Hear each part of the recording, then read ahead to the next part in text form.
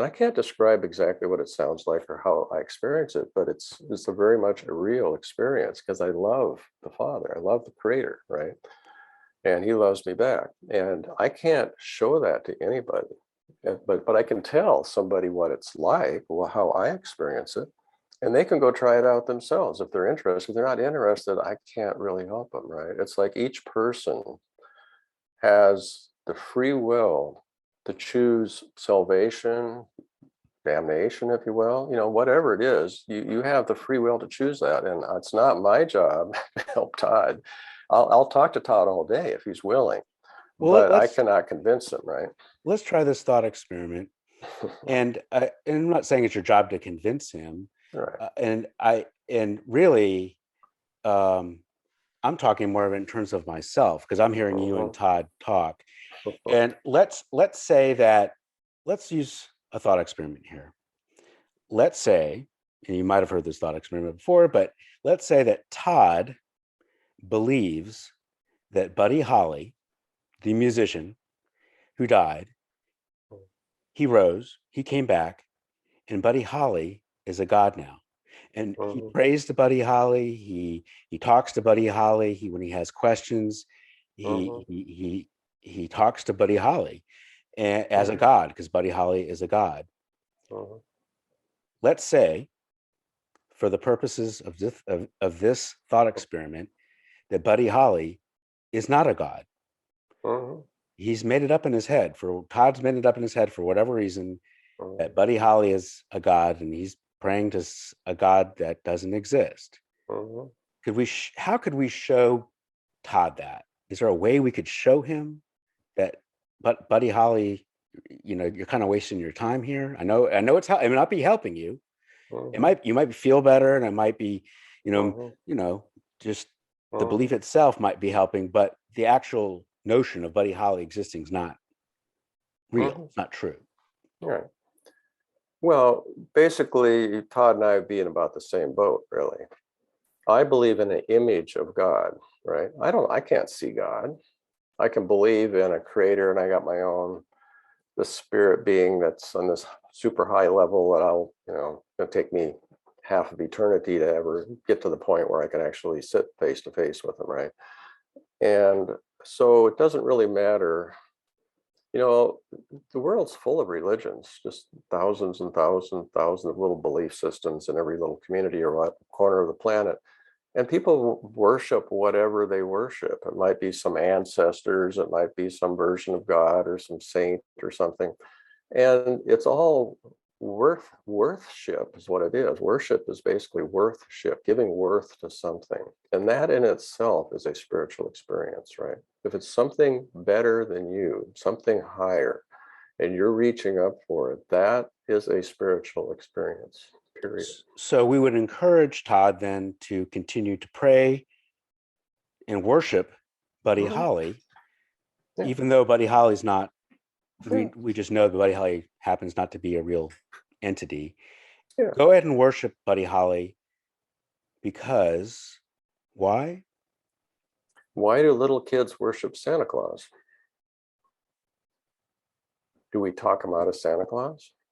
No, they figured out themselves. Oh, there's something better than Santa Claus. That was just a temporary kids thing. That was a kids level thing to worship and can't wait till Christmas. And so if Buddy Holly is the best that Todd can do, then Buddy Holly is the best he can do. And then in time, he'll move up to something better, right? He'll replace that with something better. It's a scaffolding is what I would call it. And I would never kick somebody's scaffolding out from under them, right? Yeah, and what if Todd said to you that um, I know that you have entities that you pray to, and I'm sorry, they might be the best you can do, and it might not be real, and from my framework, it's likely not real, but maybe, just maybe, it will get you on to the road to believing that Buddy Holly is a real God. Mm. Well, to me, progress is personal, right? It's something that when I meet somebody that doesn't know anything, I try to look for what they know and try to elevate their thoughts if I can do that a little bit, right? And sometimes I can't, sometimes I can. And I meet people, the analogy I use, Mark, is that if everybody's on a scale from 1 to 100, right? 0 being just a total idiot, 100 being the brightest person ever, right? And say I'm a 50 and I meet a 48 and I can help them up to a 49 or maybe get them up to a 50. But I want to be a 52, right? Like, man, look at that 52. I'd like to be like them. And, but I don't get to be a 52 until I help the 48 become a 50, right? That makes sense. If I can't help my fellows, where am I going to, where do I get bonus points, right? So I get my rewards by making a difference for others, right? And as I make a difference for others, it solidifies my beliefs. In other words, I don't really own any beliefs until I've given it to somebody else, right? I mean, just because I read something in a book, and oh yeah, this is true. Wow, this is great. Well, so what? It's just the dry sands of knowledge until I've actually used it, taken it out for a spin, and actually made a difference in somebody's life. And now I actually own that truth. I've actually demonstrated that I own it because I've given it to somebody. Right? So Todd, who, as we know, really believes in that Buddy Holly is a real true God, and Mhm. and and Todd says to you that how this belief system works for me is that how I get points, I can rack up points for this, is that I help other people believe in Buddy Holly. And I go to, I talk to people, and I help to just to part this information that I know about Buddy Holly to others. And by doing this, Mhm. I grow more, and I become a better person. Mhm. And again, just from this thought experiment, we know that Buddy Holly is not real. He's made it up. It's in his Yeah. mind. Mhm. So how does that ring to you then? Well, I mean, if Todd creates a whole congregation of Buddy Hollyists, that might be a huge benefit to all the people who had nothing prior to that, nothing to believe in. So it's Maybe we can better to bump. believe in something that's not real than not to believe We in that believe in thing. a we believe in a lot of stuff that's not real. A lot. Humans tend to believe in a lot of just tons of stuff that's not real. We think it's real, it's not real. Turns out, oh, that was just a scam, or that was just we got swindled by the politicians again, or whatever it is, right? We kind of chase illusions pretty much our whole material life, right? And I really mean this in a nice way. Could your belief be one of those things? Well, my belief has value to me, right? Just as Todd's belief in Buddy Holly has value to him. But does And that make it? Does why that would we make take it? something away, or Well, try to worry about it? I mean, well, again, it's a step. I think you're right. I think that you can believe in something because you believe it's true, Mhm. objectively true, but you could also believe in something because it's very helpful to believe in it, and that Mhm. is irrelevant to what is true. But if it helps you, Which is your belief? Where does your belief fall? well, I try to seek out whatever's the most true. As true as, I mean, I have a sensor inside of me. I do, truly. And everybody has it. And you have to learn how to use it, where I can distinguish truth, I can distinguish beauty, and I can distinguish goodness. I have a sensor that's really accurate, right? It's not perfect, but it's dang accurate. And so if it's not truthful, if it's not beautiful, it's not good, it's probably not real, not something I'm interested in, right? And so I have a standard that I use, and Do you not think that it doesn't Todd, like doesn't someone fail. like Todd, could say the same thing to you, or someone with any belief whatsoever? I don't know. Everybody has that ability to distinguish truth from error. Some people would rather take somebody's propaganda, let's say, and have that be true, or somebody's distorted religion or something, and say, well, that sounds true. It kind of appeals to me. You know, we If all your have our if biases your and truth different. meter, if something was wrong with your truth meter, is there a way you could find that out? Is there a way you could discover that? Only through experience, through using it. I mean, if you've got a tool and you use it, you find out it's broken. Like, oh, I got to go get a part for this, obviously. So through use, you find out, and you look at the results you get, right? If my tool makes beautiful furniture, let's say, my carpentry tools, then it's a darn good tool. And if everything's got dings and scratches in it, then I have to go get a new blade or whatever it means to make that work better, right? So I think humans do learn through experience, right? But if you don't do anything, you just say, "Well, I don't know, so I give up." Well, you're not gonna go very far in life. You're just gonna be stopped, right? It's frozen in time. So it does take risk. You have to go just do it. You try it out. Would you be willing to try out Todd's belief? I've already tried it out. You've tried to pray to Buddy Holly and Well, believe in somebody Buddy else, Holly? but yeah, it's other things. Would you try Todd's belief out? I've already been there and done that. I don't need to go backwards. I've already gone beyond that. Well, but Todd Well, would say you really need to try out this to, I mean, otherwise you become stagnant and you really need to try out believing specifically in Buddy Holly. And why, yeah. I'm trying to understand why you wouldn't try to believe specifically in Buddy Holly. Why wouldn't you try that belief out? Well, I know that it's not a good idea to believe that humans are divine beings. I did the guru chase, and I realized these are just people. They weren't any saints or anything. They're just people.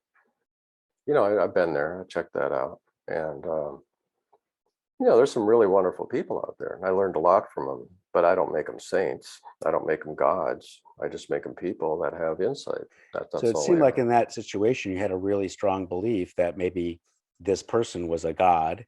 And then you came to realize at some point that that I was incorrect about my belief.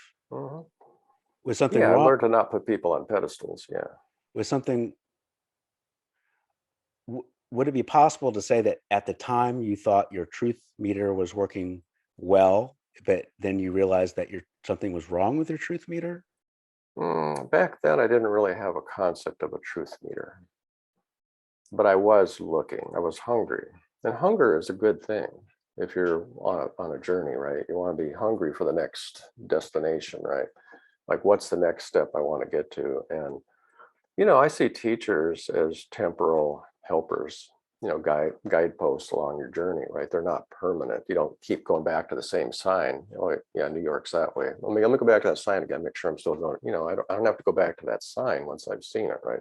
I can progress in the journey. So, Would you be interested to find out if that your belief is incorrect, if it was incorrect? Is this something that you want to know, or of is course. the belief so useful to you that that would be fairly irrelevant? Well, I know my belief is temporal, like I said, right? We just move from belief to belief. It's like clothes in our closet, right? The beliefs I have now will be replaced by higher versions of it, more complex versions of it as time passes, right? So you're just going to go to truer beliefs. I sure hope so. Yeah, I don't want to go to falser and falser beliefs. That would Well, it would be how going the wrong way. how can we make sure that you go to truer and truer beliefs? What would be a way we could make sure, you know, obviously you're invested in going in a truer and truer belief. I'm invested in going in truer beliefs. I would Mhm, imagine most people are. How mhm. could we make absolutely sure that you're going to in that direction, like a truer belief? What could we do? Well, there's not much you can personally do unless you say something really inspiring to me, and I say, "Yeah, I'm keeping that one." Yeah, Otherwise, it's really up to me. You know. And what's the method? I mean, how do you do it? How do you get to your truer and truer complex level? I think the most important thing people can do is create a relationship with source, whatever you want to call that. Just get a relationship started, and then that will lead you. Just follow the signs will appear, right? The directions will appear as you do that. But if you stand outside the gate and say, if somebody comes and opens the gate for me, then I'll come in, right? You're not going to get in. But if you just open the gate and walk in, you will enter into that realm of where you have an ongoing relationship with source. Source will guide you, you'll actually arrive at the shores of a beautiful place at one point. And it takes you there step by step, but you have to take the journey. Right? And as you're taking this journey, you're getting to more complex truths or more truer truths. What happens if all of a sudden Buddy Holly appears? Well, you should be a playwright. You should write scripts, because a lot of things can happen. But Buddy Holly's not going to appear. How do you know? He's not How do going you, to come out of the clouds. how do you know that? It's just a fantasy. You know it, and I know it. We don't have to speculate if Buddy Holly's going to show up. He's not. What if Todd says that your belief's a fantasy? He has free will. He can say whatever he wants. I respect that. Yeah. And Todd says, you not believing that Buddy Holly is a god, you have free will to be wrong.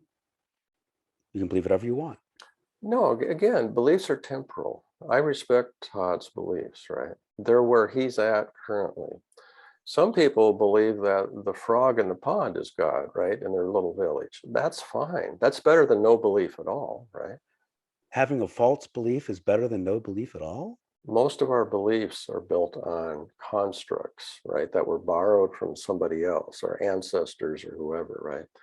And they're not necessarily 100% accurate. There's the best we can do with the material brain, right? The material brain is trying to enter the realm of spiritual thinking. It's not, it's not that easy. It's just we have to really work at it, because it's like two different languages, right? It's like the brain wants to have facts, information, proof, data, show me, show me, show me, right? Whereas the spiritual realm, all it asks for is just simple faith.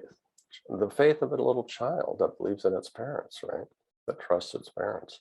That's all it's asking for. It doesn't ask for anything else, right? So all it requires is for a belief in this sense is to have faith and to believe in something without evidence for that thing being true. Mm-hmm. Yeah, it's really quite simple. It's nothing in the spiritual realms is difficult, but it does take effort. It does take an interest, and How do, it's how do we know things that are true that we don't have evidence for those things being true? well, knowing is the booby prize. You know what I mean? The answer, when you know something, Werner Erhard said something about when you have the answer, it kills off every other possibility, right?